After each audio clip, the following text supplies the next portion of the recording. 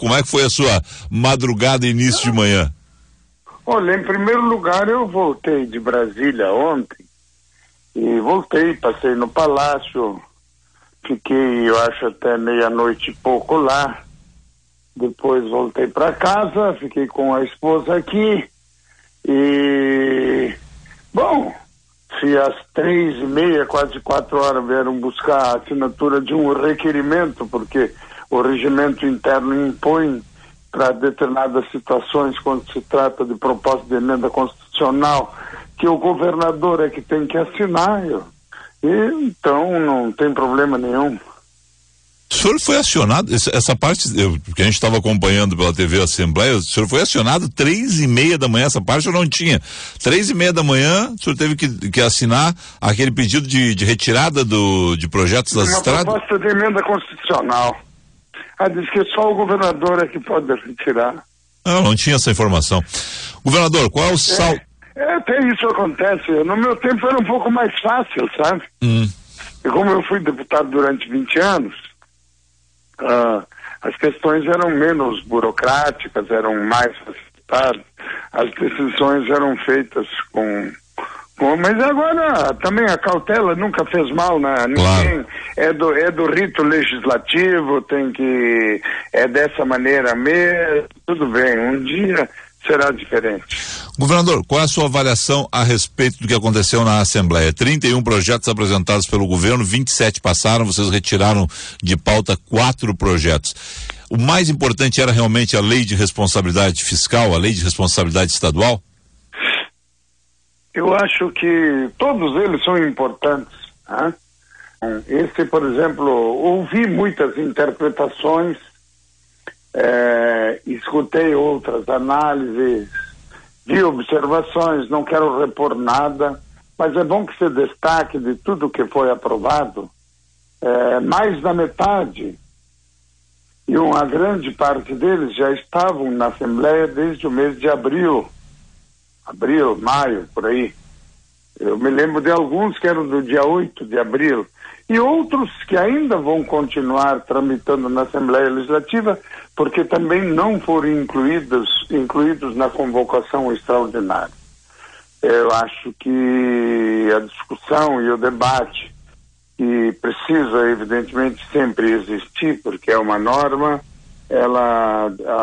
os deputados são eficientes, sabem da decisão que tem que tomar, e eu acho que tanto a lei de reforma fiscal estadual, a LRF, ela, na verdade, abrange alguns pontos que alguns interpretam como se fosse contra alguém. Não é contra ninguém, ela é a favor do servidor, ela é a favor do serviço público, estabelece limites para que amanhã ninguém seja penalizado e também dá condições para que ninguém seja constrangido a ter que viver uma situação financeira dramática como aquela que nós estamos vivendo na atualidade e que precisa ser superada. Então esse trabalho é um trabalho preventivo, já tenho muitos governadores que já têm a lei, não apenas do meu partido,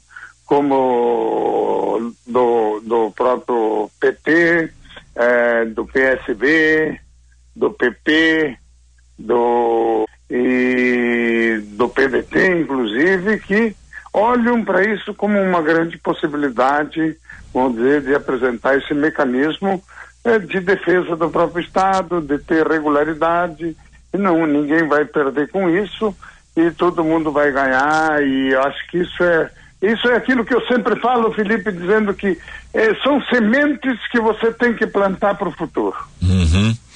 Governador. Não vai servir para agora, mas vai servir para quem vai entrar no serviço público. Então quem vai entrar numa outra condição, numa outra realidade. Bom, governador, esta situação do senhor retirar 4 projetos, tem um projeto que todo mundo dizia que... Não, eu retirei um só. Sim, mas é que na verdade representam 4, né? Na verdade a EGR, estradas, o projeto dos sindicatos, né? Esses projetos, e tem mais um que foi retirado, né, da pauta, ficam para fevereiro. A questão das estradas, a concessão das estradas, Qual é o plano do governo nessa situação? Porque tem... O plano das concessões rodoviárias, ele está muito engessado. Nós queremos fazê-lo e transformá-lo exatamente igual daquele que é apresentado pelo governo federal. Isso vai significar para nós todos um atraso para o começo do lançamento, inclusive dos trechos que nós iremos conceder.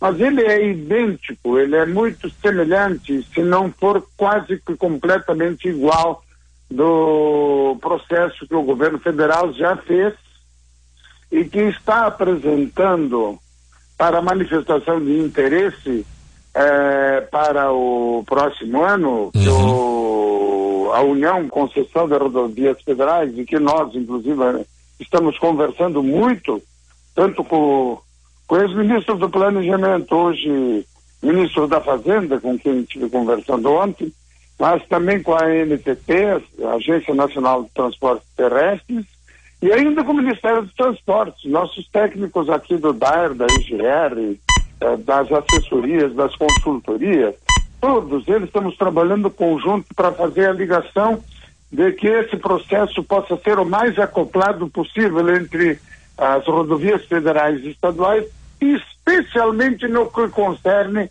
as ligações de Santa Catarina com o Rio Grande do Sul, para que isso se destaque como uma rede importante e acessória para que se estabeleça uma ligação com o Porto de Rio Grande.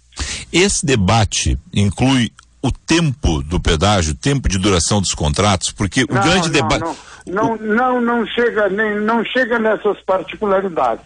O tempo da concessão, sim, nós estamos incluindo o mesmo tempo da concessão que é feita pelo governo federal de 30 anos. Pois é, essa é a pergunta. Não, para o senhor não tem como mudar esses 30 anos. Esse era o grande debate na Assembleia ontem.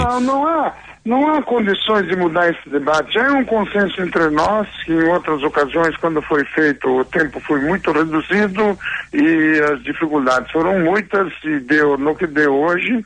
É preciso fazer isso para que se tenha tranquilidade de que não se faça, por exemplo, capitalismo com o consumidor, com o usuário, e se faça socialismo com o investidor. Ou vice-versa. Não dá, tem que ser as duas coisas acopladas, trabalhando na mesma direção, porque do Estado arrumar rodovia se não for através desse processo. Mas vamos lá, mas tem no projeto de concessões duplicação de estradas por parte da iniciativa privada? Não, nós não estamos, o processo de concessão é o termo, vamos dizer, que acopla e que faz o grande guarda-chuva para que depois se façam as particularidades com os trechos que estão sendo estudados. Alguns nós já temos em mente, alguns até já foram anunciados, que aí depois falta o edital, faltam todas as partes concretas. Então isso significa que vai ter um pequeno atraso aí nestas condições do anúncio das rodovias que serão concedidas. O senhor acredita que ainda no primeiro semestre de 2016? É necessário, eu gostaria que fosse já agora.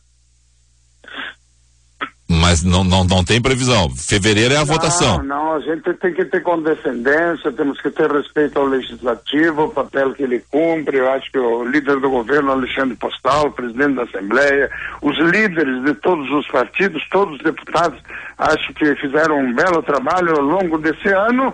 Acho que eu me recorde, olha, eu fui deputado 20 anos.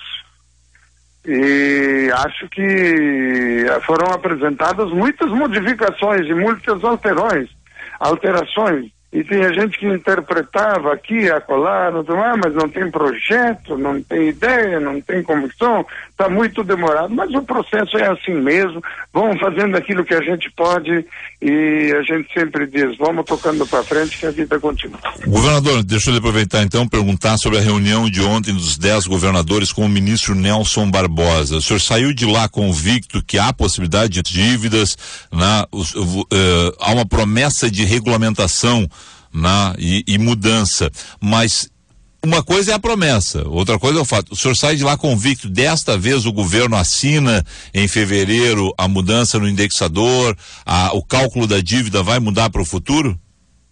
Olha, eu devo dizer com toda a franqueza, com toda a clareza, esta é uma primeira reunião, e embora tenha participado de várias reuniões de governadores, foram 13 governadores, tá? Que estiveram reunidos a convite do Rodrigo Rollenberg, governador do Distrito Federal, mas de muitos de nós que já vínhamos conversando, e fui escolhido para ser da região sul, porque na verdade eu coordeno aqui a organização que faz parte Mato Grosso do Sul, Santa Catarina e Paraná, né? E devo dizer que foi a primeira reunião onde eu acho que o primeiro ponto que nós decidimos entre nós, que no mínimo uma vez por mês os governadores vão se reunir, porque nós estamos muito mais preocupados com a questão econômica brasileira, com a situação das dificuldades de desemprego, com as dificuldades que vão vir aí no sentido de desativação econômica, de desaquecimento econômico, que vai atingir muita gente, e o aprofundamento do desemprego. E nós estamos vendo entre os governadores, tentando mostrar, e por isso eu converso com o ministro da Fazenda, que também foi uma forma de mostrar também que nós estamos aí para conversar.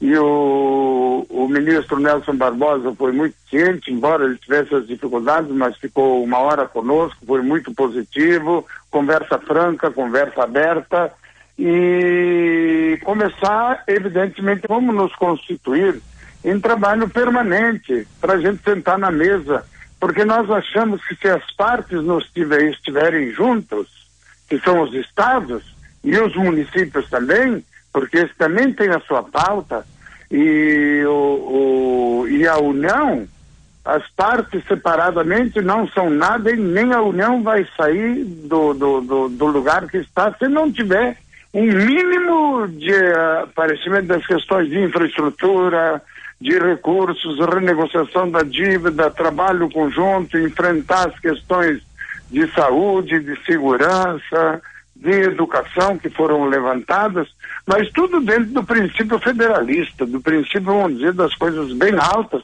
e que nós queremos estar juntos também, porque a crise do país não é uma crise apenas do governo, é a crise de toda a sociedade brasileira, e inclusive chegamos a falar sobre o ponto de vista político, que não dá mais para continuar com esse sentimento político que está no ar. É preciso reformar instituições e preparar um Brasil diferente. Tá, mas aí tem uma contrapartida do governo federal para essa questão de liberar mais créditos, de mudar, regulamentar o indexador da dívida. Na questão do impeachment e da CPMF?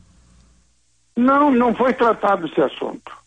Senão, você ficava tratando de coisas que não são institucionais. Foi deliberadamente feito um trabalho aonde vão tratar das questões, começamos a pensar sobre a renegociação da dívida, colocar todas essas situações aí, mas não foi colocado nem de um lado pediu alguma coisa e nem os governadores pediram além do que queriam, a não ser defender o interesse dos seus estados, fazer que se trabalhe todo mundo junto para atrair investimentos internacionais, mexer com a economia para impedir que haja um desemprego. Tá, o governador, só essa questão do impeachment, não foi tratado em nenhum momento, vocês, governadores, não avaliaram esse quadro da possibilidade de impeachment da presidente Dilma Rousseff? Não. Ninguém tratou disso. Tá. Uma última questão. Essa é uma questão já posta para a sociedade. Teve aquela questão que a Câmara fez, depois o Supremo já deu outra orientação, então isso agora vai voltar a ser discutido provavelmente somente lá quando recomeçar as atividades legislativas. Uhum. Uma última questão, governador, vários funcionários públicos perguntando aqui, quando é que sai o calendário de pagamento do funcionalismo? Já dá uma convicção que paga amanhã? Quando tiver dinheiro no saco, né? Quando tiver completos recursos e tiver as condições, evidentemente vão fazendo. Você não paga aquilo que não tem, né? Mas eu espero, e estamos esperando, acho mais do que eu, o secretário da Fazenda, Giovanni Feltes, faz das tripas ao coração para que sempre a gente mantenha em dia o pagamento dos servidores. Foi o que nós fizemos, fomos buscar no Banrisul, fomos para pagar o 13º, e agora estamos aí trabalhando nessa direção para ver se nós conseguimos fazer isso. Mas o que é certo é que vai ter ainda atraso de fornecedores, de credores e de tantas outras situações que nos constrangeram muito durante este ano. Mas é a realidade com a qual nós temos que tratar. Tem ainda muita gente que ainda pensa que isso aí é só uma coisa que não existe. Não. Nós procuramos, Felipe, eu vou confessar aqui de novo, se há uma coisa que pudesse registrar, desde o primeiro dia de governo, nós fomos mostrando a verdade e sendo transparentes. E eu acho que é isso que mostrou, fez com que a população olhasse de uma forma diferente para a nossa realidade, passasse a ter consciência da necessidade de grandes mudanças e transformações para que essa estrutura que estava vindo até aqui não viesse penalizar mais nem quem governa e nem os servidores que trabalham e fazem o papel público que fazem. O nome de funcionários da Casa Civil foram funcionários da Casa Civil, né? Tiveram seus nomes aí colocados no caso Jardel. O senhor toma alguma atitude em relação a isso, naquela questão de terem oferecido cargos para o deputado Jardel? Como é que o senhor acompanhou isso ao longo do dia ontem? Olha, eu não conheço a situação, estou sabendo agora. Não, e tudo isso é verificado, é analisado, visto, e tudo que for demasiado, evidentemente terá as suas ações feitas dentro fazer as coisas com seriedade e com responsabilidade. Governador José Ivo Sartori, obrigado ao senhor aí por nos atender, um bom descanso, se o senhor conseguir na agenda dar uma descansada hoje, porque afinal de contas a sua madrugada foi longa. Já estou saindo de casa para ir trabalhar.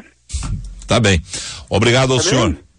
Descansar talvez, quem sabe, amanhã de noite, dia 31, dia 1º e dia 2. Tá certo. Um abraço. Tá bom? Um abraço, obrigado. Um abraço para vocês todos, um bom dia. Aproveitar essa oportunidade de desejar para o amigo um bom fim de ano, um bom ano novo, e para todos os teus ouvintes também, que todos tenham, junto com suas famílias, os melhores momentos, e apesar das dificuldades existentes, que todo mundo mantenha a vontade e a disposição de sempre procurar fazer o melhor e criando condições de que nós possamos ter um Estado que ele funciona bem, ele anda bem, o Estado é bom, o Rio Grande do Sul é bom, tem economia boa, mas que todos nós temos que fazer a reversão de que o papel do poder público, ele cumpra seu grande papel de ajudar no desenvolvimento. Sempre digo, se o Estado não pode ajudar, ele não tem que atrapalhar quem produz e quem realiza.